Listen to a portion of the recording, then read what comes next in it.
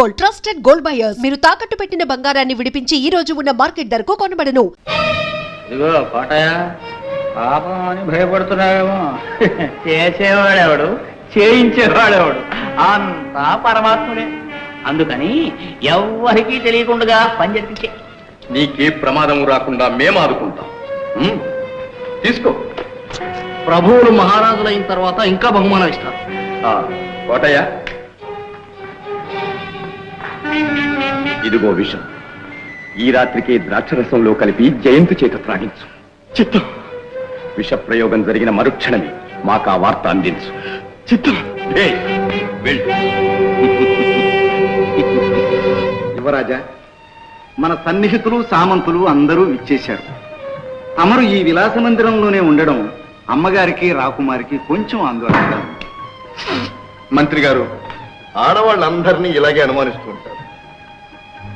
తమరు వెంటనే కోటకు బయలుదేరడం మంచిది యువరాజా. అలాగే, తప్పకుండా. రాజా, నువ్వు కూడా మా వెంట కోటకు బయలుదేరాలి. మా పట్టాభిషేకం నువ్వు కూడా తప్పకుండా చూడాలి. అదృష్టవంతుడు.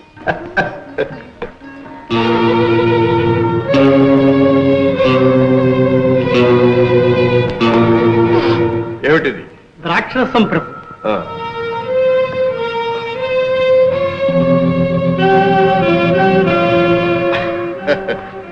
రాజా, నువ్వు తీసుకో. క్షమించండి, నాకు అలవాట్లేదు. పిచ్చివాడ, ఇది మత్తు పానీయం కాదు, మధుపానీయం. నువ్వు తాగితేనే నేను తాగేది. తీసుకో. ఆగాదు, నీ చేత్తో నాకివ్వాలి, నా చేత్తో నీకివ్వాలి. మన స్నేహం వర్ధిల్లాలి.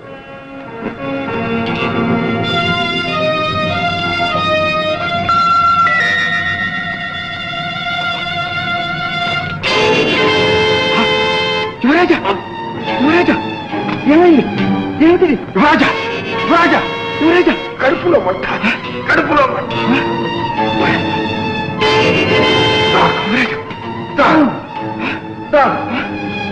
యువరాజా,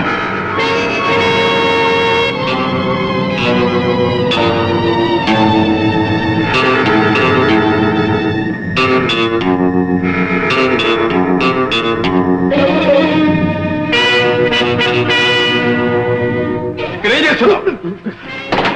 ఆ విల్లేమిటి? అబ్బే, ఉడతలండి. గొడవ చేస్తుంటే తోలుతున్నాను అంతే. ఉడతలా? అక్కడ యువరాజు గారు చావు బ్రతుకుల మధ్య నుంచి ఉడతలు గుడుతున్నావా? ఇక్కడ ఈ పళ్ళరసంలో ఏం కలిపావు? నేనా? అబ్బే, నేనేం కలవలేదండి. దేవుడు సాక్షిగా చెప్తున్నాను, నేనేం కలవలేదండి. ఏం కలపలేదు? లేదండి. అయితే తాగు. నాకెందుకండి?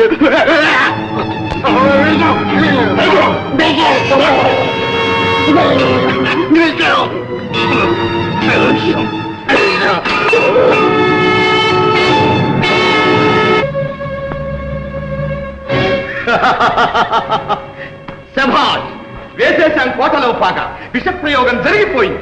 అయిపోయిందన్నమాట యువరాజు గారి పని. మామూలుగా జయంత్ పరలోకంలో పట్టాభిషేకానికి తరలిపోయాడు. మన మార్గం నిష్కంటకమైపోయింది. ఇక రాజ్యాభిషేకం మామూలుగా తమకే. మీరే ఇక మహారాజు. అది రేపు. కొలువులు. అందుకు తగిన కట్టుదిట్టాలన్నీ మేం చేస్తున్నాం ప్రభు. భేష్. కానీ ఈ విషయం మనకు తెలిసినట్టు మరో కంటికి తెలియకూడదు. అవునవునవునవును. అందరిలాగా మనం కూడా పట్టాభిషేక సమయంలో యువరాజు కోసం ఎదురు చూస్తున్నట్టు ఉండాలి మామూలుగా.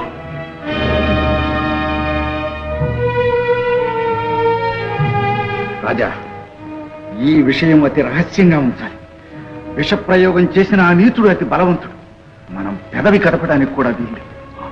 విషం కక్కించాను, ప్రాణభయం లేదు. రక్షించారు కానీ అంటే స్పృహ ఎప్పుడు వస్తుందో చెప్పలేదు. అదేమిటి? అంటే చెప్పటం కష్టం. వారం రోజులు కావచ్చు, పక్షం రోజులైనా కావచ్చు. అయ్యో, రేపే పట్టాభిషేకం. నాకు తెలియదనుకున్నారా మహామంత్రి గారు? నా శాయశక్తులా ప్రయత్నించాను, యువరాజుకు స్పృహ రావటం లేదు. అయ్యో భగవంతుడు, ఏమిటి చెయ్యడం? రేపు యువరాజుకు పట్టాభిషేకం జరిగి తీరాలి.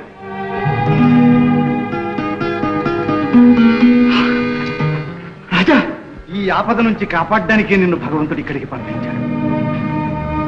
నేనేం చేయగలను? యువరాజు గారికి ఏ విధంగానూ సహాయం చేయలేని స్థితిలో ఉన్నాను నేను. అలా అనకు. రాజ్యం ఒక క్రూర కిరాతకుని పాలు కాకుండా, ప్రజలు ఒక నిరంకుశిని కర్కశ పాదాల కింద నలిగిపోకుండా, అమాయకుడైన మీ యువరాజుకు అన్యాయం కలగకుండా నువ్వు కాపాడాలి. అయితే నన్నేం చేయమంటారు? అల్లాడిపోతున్న ప్రజలను ఆదుకునే అవకాశం ఉంది. నీవు ప్రేమించే ప్రజలను, రాజ్యాన్ని కాపాడే సమయం వచ్చి. అయితే చెప్పండి, ప్రాణమేమన్నా ఇస్తాను. ప్రాణదానం కాదు నేను కోరుతున్నది.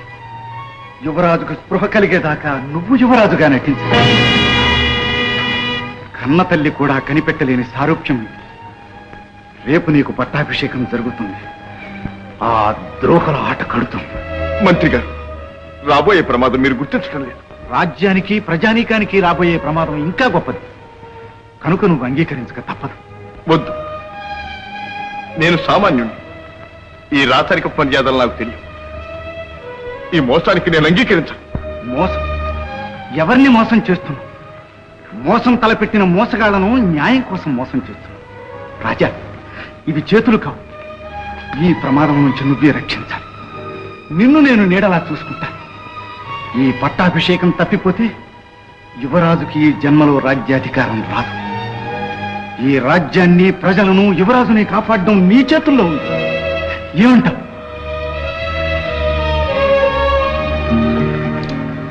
మీ ఇష్టం. రాజా, రాజా.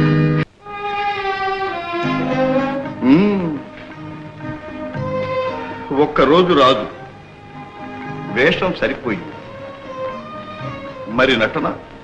స్వయంగా యువరాజుల వారిని గమనించావుగా. ఓహో, మంత్రి గారా, రండి, దయచేయండి. ఏమిటండి కష్టపోయారు? అదే, రండి. వీరు మన ఆత్మీయులే. ఈ సృష్టిలో ప్రభువు, ప్రజా, భగవంతుడికి అంతా ఒకటే. కనుకనే వీరు మనలాగే ఉన్నారు. ఏమంటారు? తమరు ఏకసంతగ్రాహులు యువరాజా. యువరాజా అని ఎప్పుడే అనకండి, రాజా అంటే చాలు. చూడండి, యువరాజు గారిని ఇక్కడ ఉంచితే ప్రమాదం. అందుకే యువరాజుల వారిని రహస్యంగా చిత్రదుర్గం చేర్చే ఏర్పాట్లు చేయించాను. వైద్య మహాశయ, మీరు వారితో వెళ్ళి దగ్గరే ఉండి చికిత్స చేస్తూ ఉండండి. కోటలో వ్యవహారాలు ముగిసిన వెంటనే మేము వచ్చి కలుసుకుంటాం. అలాగే మంత్రి మహాశయ.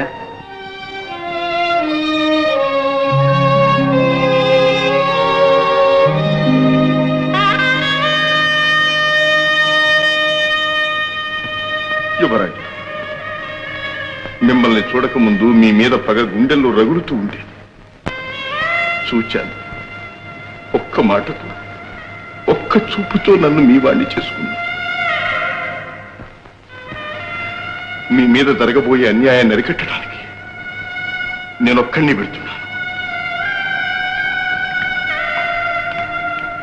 ఈ పరిస్థితుల్లో మిమ్మల్ని వదిలి వెళ్ళటానికి మనస్కరించటం లేదు, కానీ గచ్చంతరం లేదు. సెలవు.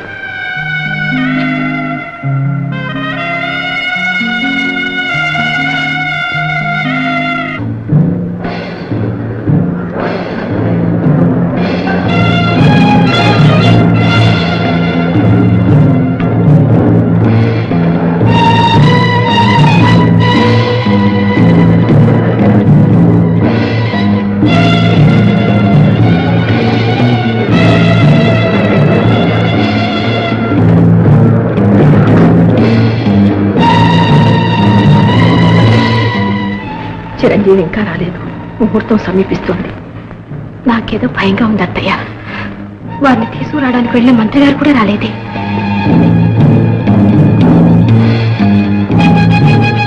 అమ్మా మహారాణి గారు, ముహూర్తం ఆసన్నం అవుతుంది. యువరాజు గారు ఇంకా వస్తారు వస్తారు. ఏదో ఆటంకం కలిగి ఉంటుంది. ఆటంకం అట ఆటంకం. ఎవరికి తెలియనవి? అమ్మాయిలు, త్రాగుడు, అవే ఆటంకాలు. ఎక్కడో తప్పదాగి చిత్తుగా అమ్మాయిలతో పడి ఉంటాడు. రాజ్యాభిషేకం అని తెలిసేంత నిర్లక్ష్యం చేస్తే రేపు మన బాబులేం చూస్తాడు? ఈ ప్రతాపసింహుల వారు ఉన్నారే, నిప్పు లాంటి వారు. మన యువరాజు కంటే 1000 రెట్లు యోగ్యులు. వారికి ఎందుకు పట్టం కట్టకూడదు? నాకా పట్టాభిషేకమా? తమ్ముడు జయంతుకు జరగవలసిన పట్టాభిషేకము నాకా? వీల్లేదు, నేను అంగీకరించను. తమరే కిరీటం ధరించాలి, తమరే సింహాసనం అధిష్ఠించాలి, తమరే అధికారం స్వీకరించాలి. తమరే మాకు రాజు కావాలి. అయ్యా పురోహితులు వారు, ముహూర్తానికి యువరాజు గారు రాలేదు కనుక ప్రతాపసింహుల వారికే పట్టం కట్టండి.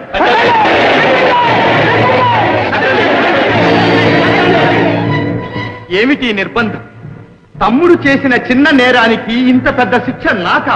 నేను ఒప్పుకోను. ఏమంటారు అవధాని గారు? ముహూర్తం సమీపిస్తుంది ప్రభు. ప్రజావాక్యంతో కర్తవ్యం అన్నారు. ప్రజల మాట కాదనకూడదు, మీరు అంగీకరించాలి మామూలుగా. సరే, ఇంతమంది బలవంతం చేస్తున్నప్పుడు కాదనడం భావ్యం కాదు.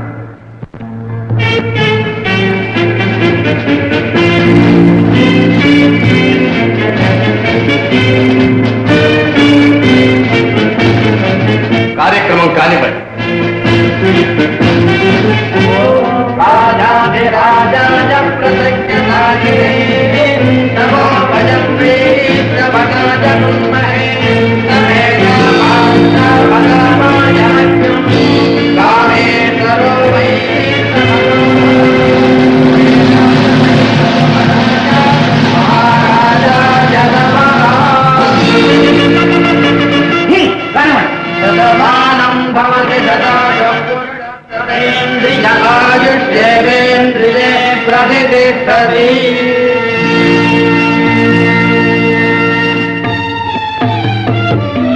అన్నలం గారు, ఆశాభంగం కలిగించినట్టున్నాం.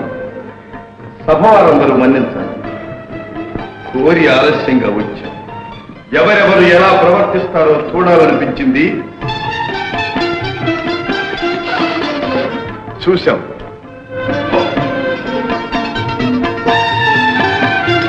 శ్రీ శ్రీ శ్రీ జయంతి భూపతులకు, మహారాణి లలితాదేవి గారికి, రాజమాత హైమావతి దేవి గారికి. రాజా బుద్ధిలా ఇదేంటే గిరిగిరి అది అనుకున్నా మా బావ రాజ్య మాట్లాడుకున్నా.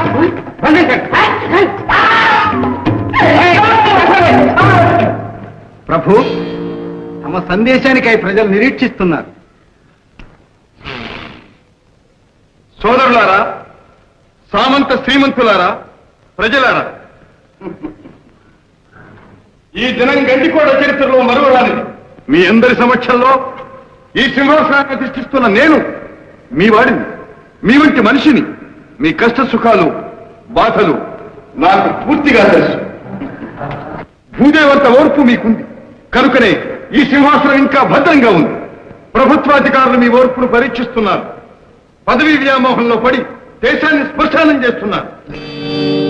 అధికారంలో ఉన్నవారు ఆ అధికారం నిలబెట్టుకోవాలని, అధికారం లేనివారు అధికారంలోకి రావాలని కొట్టుకు తెస్తున్నారు. ఆ మధ్య ప్రజా శ్రేయస్సును విస్మరిస్తున్నారు. ఒక సమస్యను పరిష్కరించడానికి 10 సమస్యలను సృష్టించి గారడీ చేస్తున్న ఈ స్వార్థపరుల మూలంగానే దేశానికి ఈనాడు అనర్థం వచ్చింది.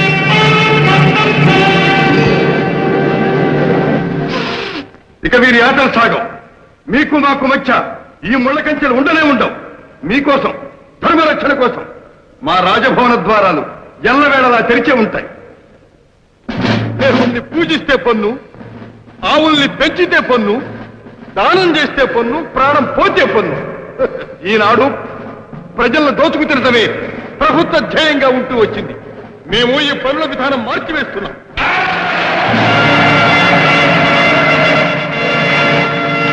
పంట భూములపైన పంటలు పుట్టితేనే పన్ను, పంటలు పండకపోతే పన్నులుండవు.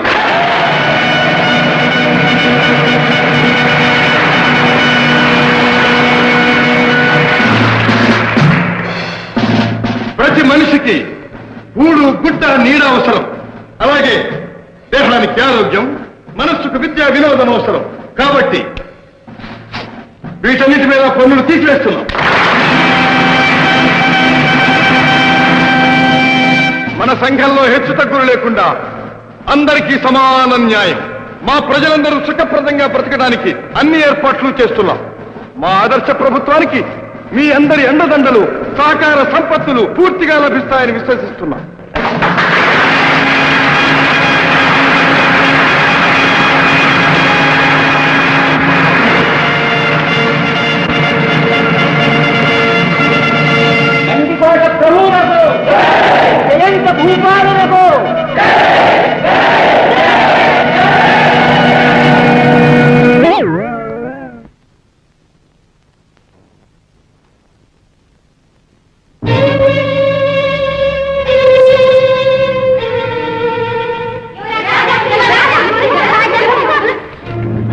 నేను యువరాజును కాను. మహారాజా, అవును, నేను ఇప్పుడు యువరాజును కాను, మహారాజు. దగ్గరకు రాకండి. అన్నం గారు, వీళ్ళకి వెంటనే పారితోషికాలు ఇక్కడి నుంచి పంపించండి. మళ్ళీ వీళ్ళు ఇక్కడికి రాకుండా చూడవలసిన బాధ్యత మీది. పోండి.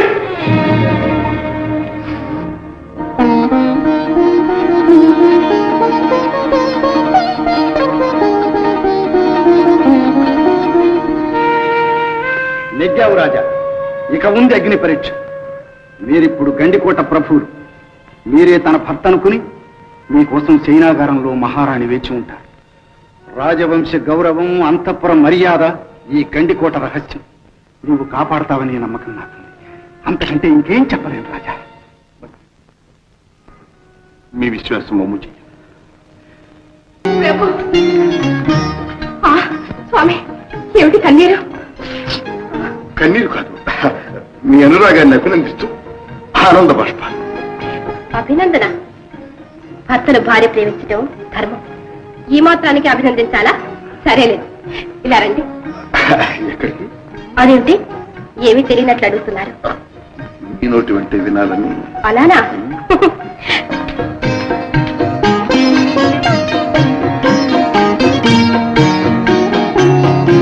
స్వామి, ఏమిటి వెళ్ళిపోతున్నారు? ఏమీ లేదు, అలా చల్లగాలి.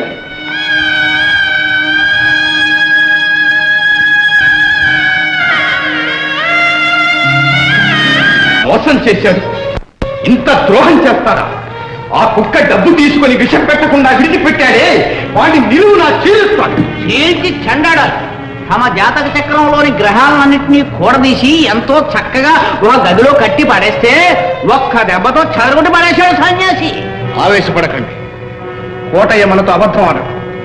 విష ప్రయోగం చేసే ఉంటారు. చేసే ఉంటే యువరాజు గారు బ్రతికి మామూలుగా కొలువుకి ఎలాగ రాగలిగారు అని. ఏమిటో అంతా అయోమయంగా ఉంది. మనం ఒకసారి విలాస మందిరానికి వెళ్ళి చూస్తే.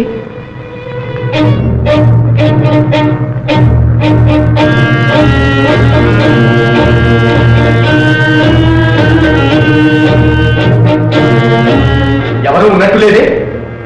ప్రభు, కోటయ్య.